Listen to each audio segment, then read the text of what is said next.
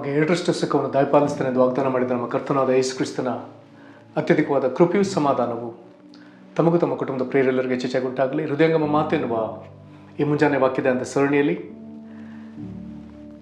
ನಾವು ಈ ತಿಂಗಳು ದೇವರ ಇಸ್ರಾಯೇಲರು ಅಥವಾ ಒಡಂಬಡಿಕೆ ಜನರೆಂಬ ಶೀರ್ಷಿಕೆಯಲ್ಲಿ ವಾಕ್ಯವನ್ನು ಧ್ಯಾನಿಸುತ್ತಿರುವಲ್ಲಿ ಈ ದಿನ ನಾವು ಧ್ಯಾನಿಸುವಂಥ ದೇವರ ವಾಕ್ಯದ ಭಾಗ ಜಕರ್ಯ 9ನೇ ಅಧ್ಯಾಯ 11, 12 ಮತ್ತು 17ನೇ ವಚನ. ಜಕರ್ಯ 9ನೇ ಅಧ್ಯಾಯ 11, 12 ಮತ್ತು 17ನೇ ವಚನಗಳು. ವಾಕ್ಯ ಹೀಗೆ ಹೇಳ್ತದೆ: ನನ್ನ ಜನವೇ, ನೀನು ಒಡಂಬಡಿಕೆ ಮಾಡಿಕೊಂಡಾಗ ಸುರಿಸಿದ ರಕ್ತವನ್ನು ನಾನು ಸ್ಮರಿಸಿ ಸೆರೆಯಾಗಿರುವ ನಿನ್ನವರನ್ನು ನೀರಿಲ್ಲದ ಆ ಬಾವಿಯೊಳಗಿಂದ ಬರಮಾಡುವೆನು. ಸುನಿರೀಕ್ಷೆ ಉಂಟಾದ ಸೆರೆಯವರೇ, ನಿಮ್ಮ ದುರ್ಗಕ್ಕೆ ಹಿಂದಿರುಗಿರಿ, ನಿಮಗೆ ಎರಡರಷ್ಟು ಸುಖವನ್ನು ದಯಪಾಲಿಸುವೆನು ಎಂದು ಈಗಲೂ ಪ್ರಕಟಿಸುತ್ತೇನೆ. 17ನೇ ವಚನ. ಆಹಾ, ಅವರ ಸೌಖ್ಯವೆಷ್ಟು, ಅವರ ಸೌಂದರ್ಯವೆಷ್ಟು! ಧಾನ್ಯವು ಯುವಕರನ್ನು, ದ್ರಾಕ್ಷರಸವು ಯುವತಿಯರನ್ನು ಪುಷ್ಟಿಗೊಳಿಸುವುದು. ಈ ವಾಕ್ಯಗಳನ್ನ ಗ್ರಹಿಸೋದಕ್ಕೆ ನಾವು ಶಕ್ತರಾಗುವಂತೆ ದೇವರು ತನ್ನ ಆತ್ಮನ ಮೂಲಕ ನಮಗೆ ಈ ದಿನ ಮಾತನಾಡಲಿ.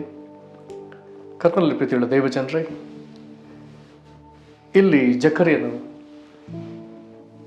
ಪ್ರವಾದನೆ ನುಡಿತಿದ್ದಾನೆ. ಇಸ್ರಾಯೇಲರು ಒಂದು ದಿವಸ ಗ್ರೀಕರನ್ನು ಜಯಿಸುವಂಥ ಪ್ರವಾದನೆಯನ್ನು ಆತನು ಇಲ್ಲಿ ನುಡಿದಿದ್ದಾನೆ. ಅದರಲ್ಲಿ ನಾವು ಓದುವಂಥ ವಿಶೇಷ ನನ್ನ ಜನವೇ ಎಂಬುದಾಗಿ ಹೇಳಿ, ಇಲ್ಲಿ ನೀನು ಒಡಂಬಡಿಕೆ ಮಾಡಿಕೊಂಡಾಗ ಸುರಿಸಿದ ರಕ್ತವನ್ನು ನಾನು ಸ್ಮರಿಸಿ. ಒಂದೊಳ್ಳೆ ಮಾತುಗಳನ್ನ ಗಮನಿಸಿದರೆ, ತಂದೆಯಾದ ದೇವರು ತನ್ನ ಮಗನಾದ ಯೇಸು ಕ್ರಿಸ್ತನಿಗೂ ಆತನು ಕಲ್ವಾರಿ ಶಿಲುಬೆಯಲ್ಲಿ ಸುರಿಸಿದ ರಕ್ತವನ್ನು ಆತನು ಜ್ಞಾಪಿಸಿಕೊಂಡ ವಿಧದಲ್ಲಿ ಆತನು ಇಲ್ಲಿ ಮಾತನಾಡ್ತಿದ್ದಾನೆ. ಒಂದು ಕಡೆ ಬಿಡುಗಡೆ ಹೊಂದಬೇಕಾದ ಜನರನ್ನು ಆತನು ಸಂಬೋಧಿಸ್ತಿದ್ದಾನೆ, ಇನ್ನೊಂದು ಕಡೆ ರಕ್ತವನ್ನು ಸುರಿಸಿ ಒಡಂಬಡಿಕೆಯನ್ನು ಸ್ಥಾಪಿಸಿದ ಆತನ ಪ್ರಿಯ ಮಗನು, ರಕ್ಷಕನು, ಕರ್ತನು, ಶರೀರಧಾರಿಯಾಗಿ ಬಂದ ಕ್ರಿಸ್ತನ ಕುರಿತಾಗಿ ಮಾತನಾಡ್ತಿದ್ದಾನೆ. ನೀನು ಒಡಂಬಡಿಕೆ ಮಾಡಿಕೊಂಡಾಗ ಸುರಿಸಿದ ರಕ್ತವನ್ನು ನಾನು ಸ್ಮರಿಸಿ. ಹಾಗಾದರೆ ಯೇಸು ಕ್ರಿಸ್ತನು ಸುರಿಸಿದ ರಕ್ತದ ನಿಮಿತ್ತವಾಗಿ ದೇವರಿಗೆ ಮಾಡುವಂಥ ಮುಂದಿನ ಕಾರ್ಯಗಳು, ಸೆರೆಯಾಗಿರುವ ನಿನ್ನವರನ್ನು ನೀರಿಲ್ಲದ ಆ ಬಾವಿಯೊಳಗಿಂದ ಬರಮಾಡುವೆನು. ಇಲ್ಲಿ ನಮಗೆ ಎರಡು ಸಂದರ್ಭಗಳು ಸಿಗ್ತದೆ. ಒಂದು ಆದಿಕಾಂಡದ 37ನೇ ಅಧ್ಯಾಯದಲ್ಲಿ ಯೋಸೇಫನನ್ನು ಅವನ ಅಣ್ಣಂದಿರು ನೀರಿಲ್ಲದ ಬಾವಿಯಲ್ಲಿ ಹಾಕಿದ್ರು, ಒಂದು ಗುಂಡಿಯಲ್ಲಿ ಹಾಕಿದ್ರು. ಯೋಸೇಫನು ಒಬ್ಬ ನೀತಿವಂತನು, ಯಾವಾಗಲೂ ಪರಿಶುದ್ಧತೆಯನ್ನು ಕಾದುಕೊಳ್ಳುವಂತೆ, ದೇವರ ದೃಷ್ಟಿಯಲ್ಲಿ ಪಾಪ ಮಾಡದಂತೆ ನನ್ನನ್ನು ಕಾದುಕೊಂಡ ಒಬ್ಬ ನೀತಿವಂತನು. ಇನ್ನು ಯೆರೆಮೀಯ ಗ್ರಂಥದಲ್ಲಿ 38ನೇ ಅಧ್ಯಾಯಕ್ಕೆ ನಾವು ಬರುವಾಗ, ಅಲ್ಲಿ ಪ್ರವಾದಿಯಾದ ಯೆರೆಮೀಯನು ಆತನನ್ನು ನೀರಿಲ್ಲದ ಬಾವಿಯಲ್ಲಿ ಆತನಿಗೆ ಶಿಕ್ಷೆಯಾಗಿ ಇಳಿಸಿರ್ತಾರೆ. ಪ್ರಿಯರೇ, ಹಾಗಾದರೆ ದೇವರ ನೀತಿವಂತನು, ದೇವರ ಪ್ರವಾದಿಗಳು ಇತರರ ಹೊಟ್ಟೆಕಿಚ್ಚಿನ ನಿಮಿತ್ತ, ಇತರರ ದಬ್ಬಾಳಿಕೆ ನಿಮಿತ್ತ ನೀರಿಲ್ಲದ ಬಾವಿಯಲ್ಲಿ ಅವರು ಆ ಕತ್ತಲೆಯಲ್ಲಿ, ನೀರಿಲ್ಲದ ಸ್ಥಿತಿಯಲ್ಲಿ, ಊಟವಿಲ್ಲದ ಸ್ಥಿತಿಯಲ್ಲಿ ಅವರು ಬಾಧೆ ಪಡುವಂತೆ ಅವರು ಅಲ್ಲಿರುವುದನ್ನು ದೇವರು ನೋಡಿ ಅವರಿಗಾಗಿ ಮನಮರಗಿದ್ದಾನೆ.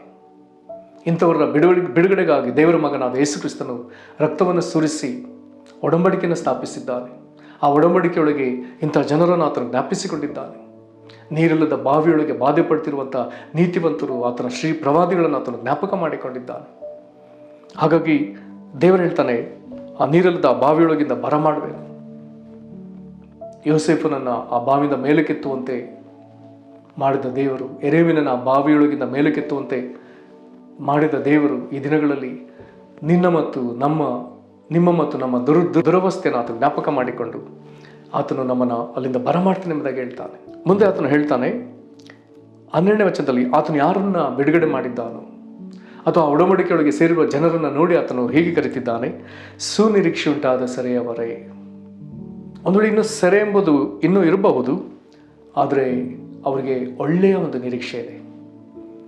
ಈ ಮಾತು ಬಹಳ ಚೆನ್ನಾಗಿದೆ, ಸುನಿರೀಕ್ಷೆ ಉಂಟಾದ ಸೆರೆಯವರೇ. ಹಾಗಾದರೆ ಈಗ ಅವರ ದೆಸೆ ತಿರುಗಿದೆ, ಬದಲಾಗಿದೆ, ಅವ್ರಿಗೊಂದು ಉತ್ತಮ ಸ್ಥಿತಿ ಉಂಟಾಗಿದೆ. ಹಾಗಾಗಿ ಸುನಿರೀಕ್ಷೆ ಉಂಟಾದ ಸೆರೆಯವರೇ ಎಂಬುದಾಗಿ ಕರೀತಿದ್ದಾನೆ. ಅವ್ರಿಗೆಲ್ಲ ಹೇಳ್ತಿದ್ದಾನೆ, ನಿಮ್ಮ ದುರ್ಗಕ್ಕೆ ಹಿಂತಿರುಗಿರಿ.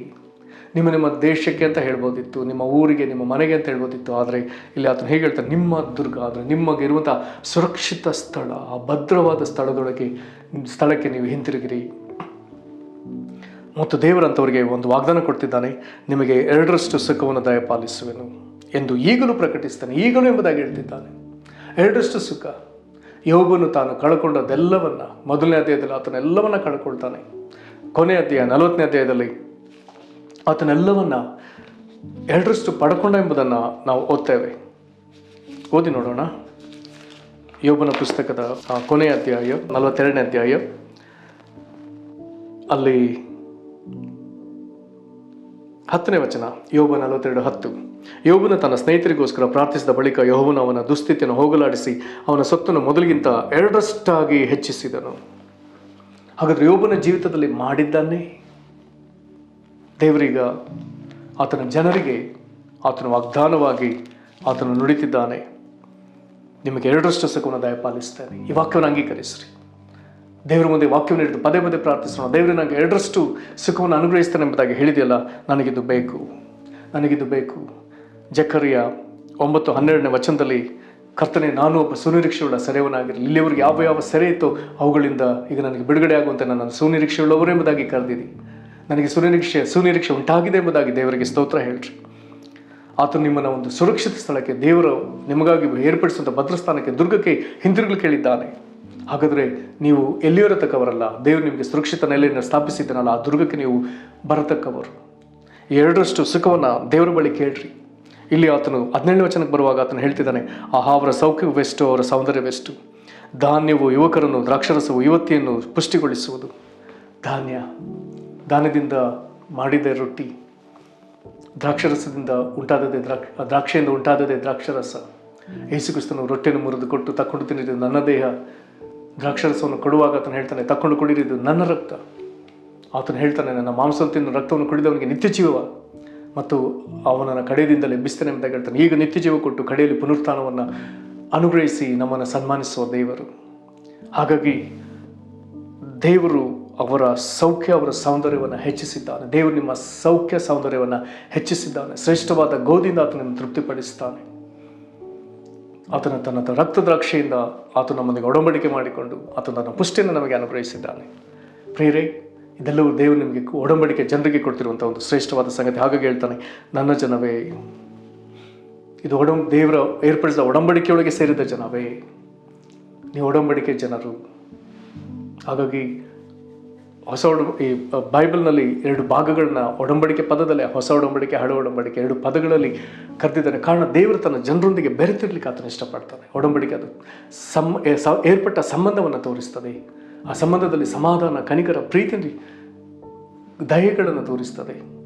ಇದರೊಳಗೆ ದೇವರೊಂದಿಗೆ ಈ ವಿಧದಲ್ಲಿ ನೀನಿರುವುದಕ್ಕಾಗಿ ದೇವರು ಕರೆದಿದ್ದಾನೆ. ಪ್ರಾರ್ಥನೆ ಮಾಡೋಣ. ಕರ್ತನೆ, ನನ್ನ ಜನರು ಎಂಬುದಾಗಿ ಕರೆದು ನಿನ್ನ ಪ್ರೇಮಗನಾದ ಯೇಸು ಕ್ರಿಸ್ತನ ಸುರಿಸಿದ ರಕ್ತ, ಅದರಿಂದ ಏರ್ಪಟ್ಟ ಒಡಂಬಡಿಕೆನ ಜ್ಞಾಪಕವನ್ನು ಮಾಡಿಕೊಂಡದಕ್ಕಾಗಿ ಸ್ತೋತ್ರ ಹೇಳ್ತೇವಪ್ಪ. ಕರ್ತನೆ, ಸರಿಯಾಗಿರುವ ನಿನ್ನ ಜನರು ನಿರಲಿದ್ದ ಬಾವಿಗಳಲ್ಲಿ ಇದ್ದುದನ್ನು ಜ್ಞಾಪಕ ಮಾಡಿಕೊಂಡಂಥ ನೀತಿವಂತರನ್ನ, ಪ್ರವಾದಿಗಳನ್ನು ಕರ್ತನೆ ನೀನು ಆ ಬಾವಿಯೊಳಗಿಂದ ಹೊರಗೆ ಬರಮಾಡಿದ್ದಕ್ಕಾಗಿ ಸ್ತೋತ್ರ ಹೇಳ್ತೇವೆ. ಅವರನ್ನ ಸುನಿರೀಕ್ಷೆ ಉಂಟಾದ ಸೆರೆಯವರೇ ಎಂಬುದಾಗಿ ಕರೆದದಕ್ಕಾಗಿ ಸ್ತೋತ್ರ. ಅವರನ್ನ ಕರ್ತನೆ ಅವರವರ ದುರ್ಗಕ್ಕೆ ಹಿಂದಿರುಗುವುದಕ್ಕಾಗಿ ನೀನು ಕರೆ ಕೊಡ್ತಿರುವುದಕ್ಕಾಗಿ ಸ್ತೋತ್ರ. ನೀನು ಕರೆ ಕೊಟ್ಟ ಮೇಲೆ ಸ್ವಾಮಿ, ಅವರನ್ನು ಹಿಂದಕ್ಕೆ ಹಿಡಿದಿಡುವುದಕ್ಕೆ ಯಾವ ಶಕ್ತಿಗೂ ಸಾಧ್ಯವಿಲ್ಲ, ಯಾವ ಪಾಪಕ್ಕೂ ಸಾಧ್ಯವಿಲ್ಲ, ಯಾವ ರೋಗ ಮರಣಕ್ಕೂ ಸಾಧ್ಯವಿಲ್ಲ, ಯಾವ ದುಷ್ಟ ಜನರಿಗೂ ಸಾಧ್ಯವಿಲ್ಲ. ಕರ್ತನೆ, ಯಾವ ಕೋರ್ಟ್ ಕೇಸ್ಗಳಿಗೂ ಅದು ಸಾಧ್ಯವಿಲ್ಲ, ಯಾವ ಮಾಟಮಂತ್ರ ಶಕ್ತಿಗಳಿಗೂ ಅದು ಸಾಧ್ಯವಿಲ್ಲ. ಕರ್ತನೆ, ನಿನ್ನ ಜನರು ನೀನು ಅವರಿಗಾಗಿ ಏರ್ಪಡಿಸಿದ ದುರ್ಗಕ್ಕೆ ಹಿಂದಿರುಗಲೇ ಯೇಸು ಕ್ರಿಸ್ತನ ಹೆಸರಿನಲ್ಲಿ ನೀನು ವಾಗ್ದಾನ ಮಾಡಿದ 2ರಷ್ಟು ಸುಖವನ್ನು ದಯಮಾಡಿ ಅನುಗ್ರಹಿಸು. ಜೀವಮಾನವೆಲ್ಲ ಸುಖವನ್ನು ಕಾಣಲೇ ಇಲ್ಲ, ಕಣ್ಣೀರು ಅವಮಾನವೆಂಬುದಾಗಿ ಹೇಳ್ತಿರೋದು ಜನರಿಗೆ ದಯಮಾಡಿ ನಿನ್ನ 2ರಷ್ಟು ನೀನು ವಾಗ್ದಾನ ಮಾಡಿದ 2ರಷ್ಟು ಸುಖವನ್ನು ಅನುಗ್ರಹಿಸು. ಕರ್ತನೆ, ಇವರ ಸೌಖ್ಯವನ್ನು ಹೆಚ್ಚಿಸು, ಇವರ ಸೌಂದರ್ಯವನ್ನು ಹೆಚ್ಚಿಸು. ಕರ್ತನೆ, ಧಾನ್ಯ ದ್ರಾಕ್ಷರಸಗಳಿಂದ ತೃಪ್ತಿಪಡಿಸು. ಯೇಸು, ಇದಕ್ಕಾಗಿ ನಿನ್ನ ದೇಹವನ್ನೇ ಒಪ್ಪಿಸಿಕೊಟ್ಟು ನಿನ್ನ ಮಾಂಸವನ್ನು, ರಕ್ತವನ್ನು ನಮಗೆ ಕರ್ತನೆ ಆಹಾರವಾಗಿ ಕೊಟ್ಟದಕ್ಕಾಗಿ ಸ್ತೋತ್ರ. ಇದೇ ನಿಜವಾದ ಆಹಾರ, ಇದೇ ನಿಜವಾದ ಪಾನ ಎಂಬುದಾಗಿ ಹೇಳಿದ್ದಕ್ಕಾಗಿ ಸ್ತೋತ್ರ. ಇದು ನಿತ್ಯ ಜೀವವನ್ನು, ಪುನರುತ್ಥಾನವನ್ನು ಕೊಡುವಂಥ ಆಹಾರವಾಗಿರುವುದಕ್ಕಾಗಿ ಸ್ತೋತ್ರ. ಕರ್ತನೆ, ನಮಗೆ ನಿತ್ಯ ಜೀವ ಕೊಡುವಂಥ ಮತ್ತು ಕಡೆಯಲ್ಲಿ ಪುನರುತ್ಥಾನ ಕೊಡುವಂಥ ಆಹಾರ ಬೇರೆ ಯಾವುದಿಲ್ಲಪ್ಪ, ಅದು ನಿನ್ನ ದೇಹ ರಕ್ತ ಮಾತ್ರ. ಅದಕ್ಕಾಗಿ ನಿನಗೆ ಸ್ತೋತ್ರ ಸಲ್ಲಿಸ್ತೇವೆ. ಕರ್ತನೆ, ಈ ವಾಕ್ಯವನ್ನು ಕೇಳಿ ನಾವು ಒಡಂಬಡಿಕೆ ಜನರೆಂಬುದಾಗಿ ನಂಬಿ ವಾಕ್ಯವನ್ನು ಅಂಗೀಕರಿಸುವ ಪ್ರಿಯರನ್ನು ಆಶೀರ್ವದಿಸು. ಕುಟುಂಬದಲ್ಲಿ ಪ್ರತಿಯೊಬ್ಬರನ್ನ ಈಗ ಆಶೀರ್ವದಿಸು. ಕರ್ತನೆ, ಬರೋಣಕ್ಕಾಗಿ ಇವ್ರನ್ನ ಸಿದ್ಧಪಡಿಸು. ಕರ್ತನೆ, ವಾಕ್ಯದಿಂದ ಇವ್ರನ್ನ ಸಂತೃಪ್ತಿಪಡಿಸು. ಇವ್ರಿಗೆ ಬೇಕಾದ ಸಕಲ ಅಗತ್ಯತೆಗಳನ್ನ ಅನುಗ್ರಹಿಸು. ಹಾಗೆ ನೀನು ಮಾಡುವುದಕ್ಕಾಗಿ ಸ್ತೋತ್ರ. ಯೋಬನಿಗೆ 2ರಷ್ಟು ಕೊಟ್ಟು ಆತನನ್ನು ಕರ್ತನೆ ಸನ್ಮಾನಿಸಿದ ದೇವರೇ, ನಿನ್ನ ಪ್ರಿಯರು ಕಳಕೊಂಡದನ್ನು ತಿರುಗಿ 2ರಷ್ಟು ಅನುಗ್ರಹಿಸು. ಯೇಸು ಕ್ರಿಸ್ತನ ಹೆಸರಲ್ಲಿ ಬೇಡಿದೆವು ನಮ್ಮ ತಂದೆಯೇ, ಆಮೇನ್. ಕರ್ತನೆ ನಿಮ್ಮನ್ನು ಆಶೀರ್ವದಿಸಲಿ. ವಂದನೆಗಳು.